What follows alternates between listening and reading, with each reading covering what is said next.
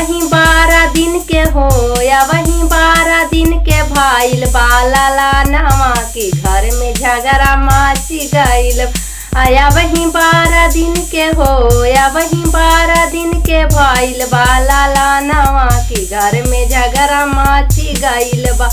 यही घर ही में हो यही घर ही में सासू झगड़ाई तीन की झगड़ा मचाई दिहले बा।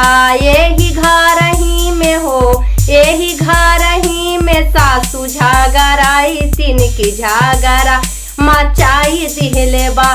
सासू समझा न कमजोर हमर नैहर बा बिजोड़। सासू समझा मत कमजोर हमर नैहर बा बिजोड़। एक दिन आई जाई है हो एक दिन आई जाई है भाई से भतीजावा के तोहे कुटवाई दे हवना। एक दिन आई जाई है हो एक दिन आई जाई है भाई से भतीजावा की तोहे पीटावाई दे हवना। यही घर ही में हो यही घर ही में गोतनी झगड़ा तीन की झगड़ा बढ़ाई दिहले ना। यही घर ही में हो एक यही घर ही में गोतनी झगड़ाई तीन की झगड़ा मचाई दिहले ना। ये गोतनी समझा मत कमजोर हम नैहर बा बिजोड़। गोतनी समझा न कमजोर हम नैहर बा बिजोड़।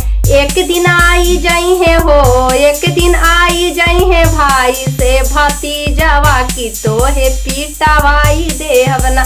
एक दिन आई जाई है हो एक दिन आई जाई है भाई से भतीजावा की तोहे पीटावाई दे हवना।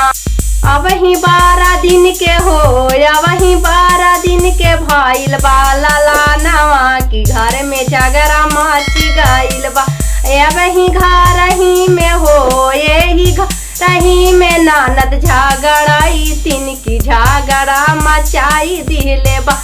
यही घर ही में हो यही घर ही में ननद झगड़ाई तीन की झगड़ा मचाई दिहले बा।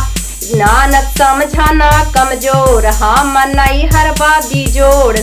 ननद समझा न कमजोर हम नैहर बा बिजोड़।